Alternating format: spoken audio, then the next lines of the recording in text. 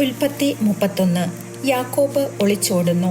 ലാബാന്റെ മക്കൾ ഇങ്ങനെ പറയുന്നത് യാക്കോബ് കേട്ടു. നമ്മുടെ പിതാവിന്റെ സ്വത്തെല്ലാം യാക്കോബ് കൈവശപ്പെടുത്തി. നമ്മുടെ പിതാവിന്റെ മുതലുകൊണ്ടാണ് അവൻ ഈ സ്വത്തൊക്കെ സമ്പാദിച്ചത്. ലാബാന് തന്നോട് പണ്ടത്തെ പോലെ താല്പര്യമില്ലെന്ന് അവന്റെ മുഖഭാവത്തിൽ നിന്ന് യാക്കോബിന് മനസ്സിലായി. കർത്താവ് യാക്കോബിനോട് അരുളി ചെയ്തു, നിന്റെ പിതാക്കന്മാരുടെയും ചാർച്ചക്കാരുടെയും നാട്ടിലേക്ക് തിരിച്ചു പോവുക. ഞാൻ നിന്നോടുകൂടെ ഉണ്ടായിരിക്കും. യാക്കോബ് റാഹേലിനെയും ലയായെയും താൻ ആടുമേച്ചിരുന്ന വയലിലേക്ക് വിളിപ്പിച്ചു. അവൻ അവരോട് പറഞ്ഞു, മുമ്പത്തെ പോലെയല്ല നിങ്ങളുടെ പിതാവിന് എന്നോടുള്ള മനോഭാവം. എന്നാൽ എൻ്റെ പിതാവിൻ്റെ ദൈവം എൻ്റെ കൂടെ ഉണ്ടായിരുന്നു. എൻ്റെ കഴിവ് മുഴുവനും ഉപയോഗിച്ച് നിങ്ങളുടെ പിതാവിന് വേണ്ടി ഞാൻ പണിയെടുത്തിട്ടുണ്ടെന്ന് നിങ്ങൾക്കറിയാമല്ലോ. എന്നിട്ടും നിങ്ങളുടെ പിതാവ് എന്നെ ചതിക്കുകയും 10 തവണ എൻ്റെ കൂലിയിൽ മാറ്റം വരുത്തുകയും ചെയ്തു. പക്ഷേ എന്നെ ദ്രോഹിക്കാൻ ദൈവം അവനെ അനുവദിച്ചില്ല. പുള്ളിയുള്ള ആടുകളായിരിക്കും നിന്റെ കൂലി എന്ന് അവൻ പറഞ്ഞാൽ എല്ലാ ആടും പുള്ളിയുള്ളതിനെ പ്രസവിക്കും.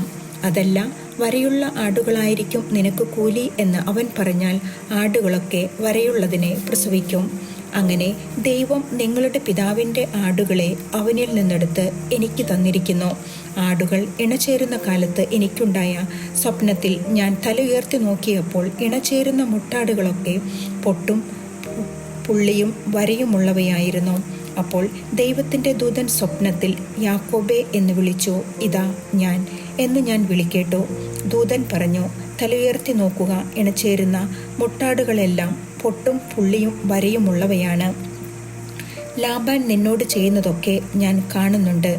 നീ കൽത്തൂണിനെ അഭിഷേകം ചെയ്യുകയും വ്രതമെടുക്കുകയും ചെയ്ത സ്ഥലമായ ബേഥേലിലെ ദൈവമാണ് ഞാൻ. എഴുന്നേറ്റ് ഇവിടം വിട്ട് നിന്റെ ചാർച്ചക്കാരുടെ നാട്ടിലേക്ക് തിരിച്ചു പോവുക. റാഹേലും ലയായയും പറഞ്ഞു, നമ്മുടെ പിതാവിൻ്റെ വീട്ടിൽ നമുക്ക് എന്തെങ്കിലും ഓഹരിയോ അവകാശമോ ഉണ്ടോ? നമ്മളെ അന്യരായിട്ടല്ലേ അവൻ കരുതുന്നത്? നമ്മളെ വിൽക്കുകയും കിട്ടിയ പണം തിന്നു നശിപ്പിക്കുകയുമല്ലേ ചെയ്തത്? നമ്മുടെ പിതാവിൽ നിന്ന് ദൈവം എടുത്തുമാറ്റിയ സ്വത്തെല്ലാം നമുക്കും നമ്മുടെ മക്കൾക്കും അവകാശപ്പെട്ടതാണ്. അതിനാൽ ദൈവം അങ്ങയോട് കൽപ്പിച്ചത് ചെയ്യുക. യാക്കോബ് മക്കളെയും ഭാര്യമാരെയും ഒട്ടകപ്പുറത്ത് കയറ്റി. അവർ കാലികളെയും ആടുമാടുകളെയും തെളിച്ചുകൊണ്ട് പാദാൻ ആരാമിൽ വെച്ച് സമ്പാദിച്ച സകല വസ്തുക്കളുമായി കാനാൻ ദേശത്ത് തൻ്റെ പിതാവായ ഇസ്ഹാക്കിൻ്റെ അടുത്തേക്ക് പുറപ്പെട്ടു. ലാബാൻ ആടുകളുടെ രോമം വെട്ടാൻ പോയിരിക്കുകയായിരുന്നു. റാഹേൽ തൻ്റെ പിതാവിൻ്റെ കുലദേവന്മാരുടെ വിഗ്രഹങ്ങളെല്ലാം കട്ടെടുത്തു.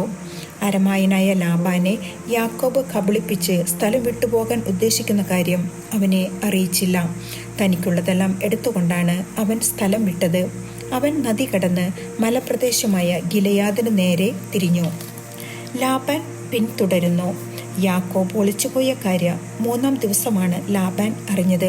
തൻ്റെ സഹോദരന്മാരെയും കൂട്ടി ലാബാൻ 7 ദിവസം യാക്കോബിനെ പിന്തുടർന്ന് മലമ്പ്രദേശമായ ഗിലെയാദിൽ വെച്ച് അവൻ്റെ അടുക്കലെത്തിച്ചേർന്നു.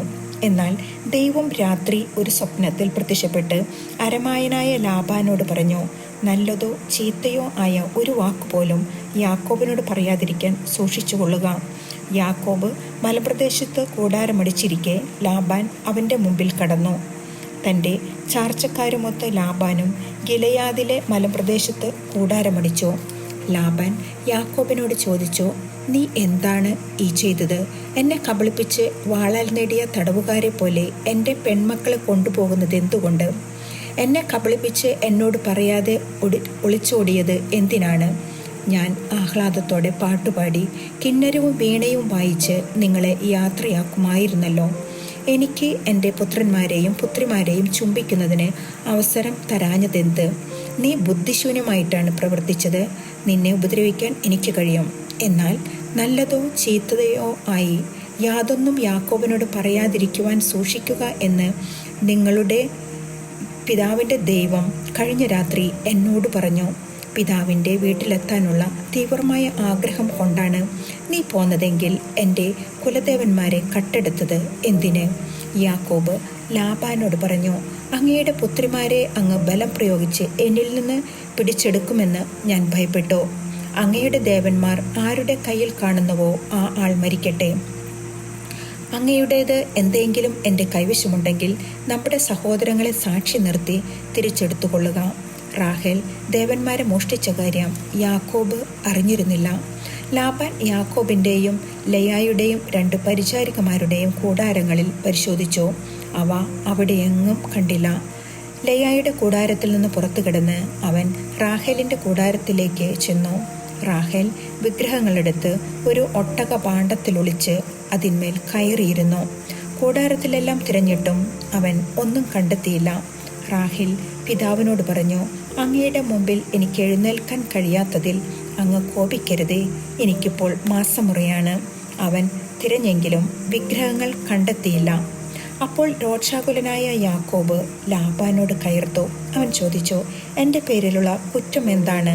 ഇത്ര ആവേശത്തോടെ എൻ്റെ പിന്നാലെ പാഞ്ഞു വരാൻ എന്തു തെറ്റാണ് ഞാൻ ചെയ്തത്? എൻ്റെ സാധനങ്ങളൊക്കെ പരിശോധിച്ചില്ലേ? അങ്ങയുടെ വീട്ടുവകകളിൽ എന്താണ് അതിൽ കണ്ടെത്തിയത്? അങ്ങയുടെയും എൻ്റെയും സഹോദരങ്ങളുടെ മുമ്പിൽ അവയൊക്കെ നിരത്തി വയ്ക്കുക. അവർ വിധി പറയട്ടെ. 20 കൊല്ലം ഞാൻ അങ്ങയുടെ കൂടെയായിരുന്നു. അങ്ങയുടെ ചെമ്മരിയാടുകൾക്കും കോലാടുകൾക്കും ഗർഭഛിദ്രം സംഭവിച്ചിട്ടില്ല. അങ്ങയുടെ മുട്ടാടുകളെ ഞാൻ കൊന്നു തിന്നിട്ടില്ല. കാട്ടുമൃഗങ്ങൾ കടിച്ചു കീറിയവയെ ഞാൻ അങ്ങയുടെ അടുത്ത് കൊണ്ടുവന്നിട്ടില്ല. ആ നഷ്ടം ഞാൻ തന്നെ സഹിച്ചു.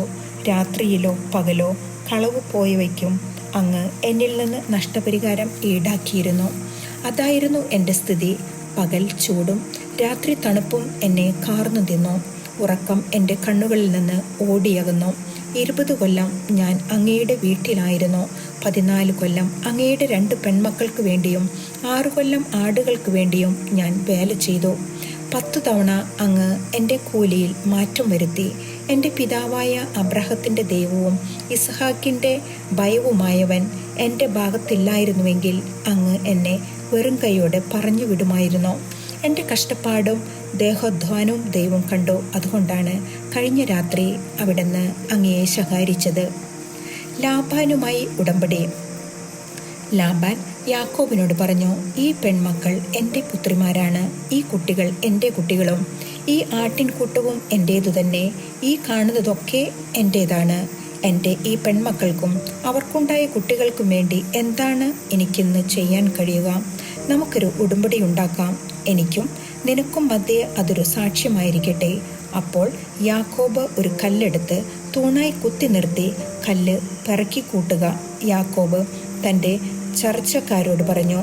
അവർ കല്ലെടുത്ത് ഒരു കുമ്പാരം കൂട്ടി. ആ കുമ്പാരത്തിന്മേലിരുന്ന് അവർ ഭക്ഷണം കഴിച്ചു. ലാബാൻ അതിനെ യോഗർ സഹദൂത്ത എന്ന് വിളിച്ചു.